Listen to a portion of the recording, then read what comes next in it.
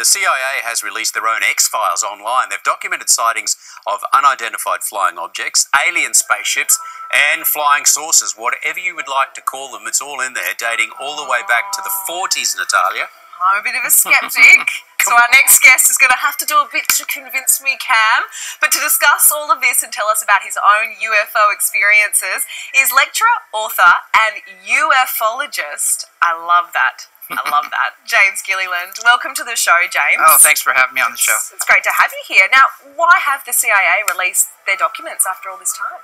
Basically, they have to, because disclosure is happening not just from the skies. I mean, ships are showing up everywhere.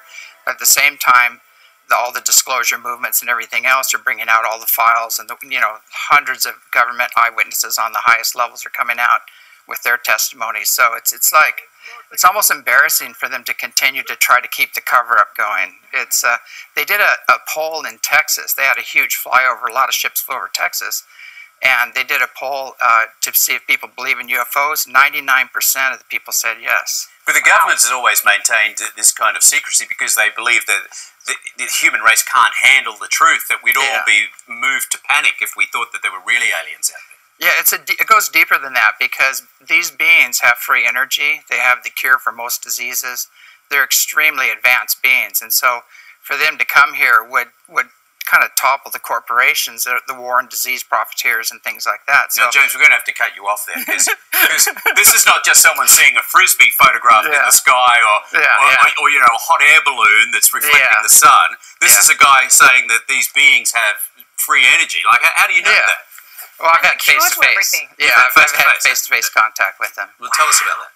Well, actually, they look very much like you do. They're very genetically refined. They're very beautiful. We're going to go to this. And they're very spiritually alien-esque. Yeah, there you go. I didn't know. Well, we are. Yeah, it's like we are. They're our ancestors, and they're returning. Yeah. And they didn't have to go through all the start overs, like because of all the pole shifts and disasters on the Earth. They continued to evolve, so they're extremely evolved. They're very spiritually, very technologically advanced beings. Now, your ranch near Mount Adams, which is around Washington, you say that that's a bit of a hot spot because it's on a sort of an energy vortex. Yeah, and Kenneth Arnold, who coined the word flying saucers, actually saw the ships land on the western slopes of Mount Adams, which is actually my front yard. So this is from your ranch, this footage, is it? Yes. There's a real long history of UFO activity there.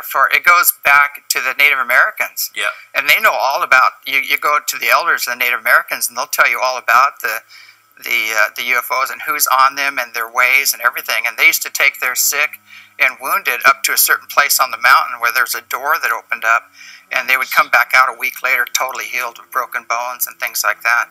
But that stopped because our technology got a little too advanced, and we were kind of messing with them, so they kind of closed off communications. Now, Robbie Williams comes out to your place and stays there for weeks at a time. So, everyone knows Robbie, but can the average punter come and stay at your joint for a couple of weeks? Yeah, we've had all kinds of famous people come there, but I always tell people, rather than believe me, come and see it yourself, because it's not something we're trying to prove happened in the past. It's still happening.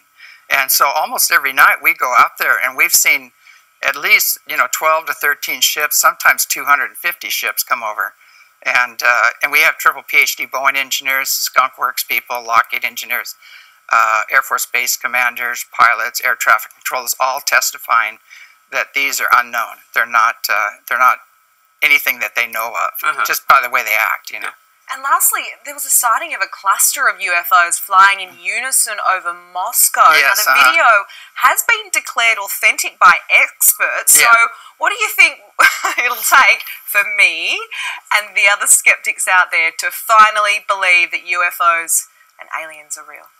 Well, the whole key is you have to want to know. So you see with your brain. Your brain actually chooses out of billions of bits of information what is your reality. So when you really are sincere and you come at it with pure intent, an open mind, and a loving heart, then you start having contact. So it's kind of backwards to say, prove it to me. You have to be kind of open to that reality. Do your research, and it'll come to you. The universe works that way. It'll bring it to you. James, you've seen these people. Yes. And you say they look like Natalia. This skepticism could be just a cover. Yeah. She could be an embedded She could be, alien. You reckon?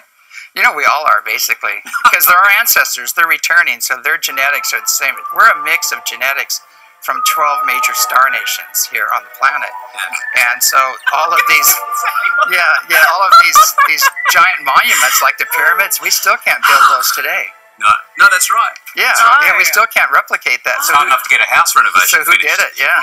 Wow. All right, well, thank you very much, James. I for one, would love to go out and visit your ranch and spend a couple of weeks out there on the ridge, you know? Yeah, I want to meet my people. I definitely do. Now, James, you're touring Australia this month. You've got workshops, sky watches, and all the details are on our website, of course. Great. So people out there, get involved. This is super interesting stuff.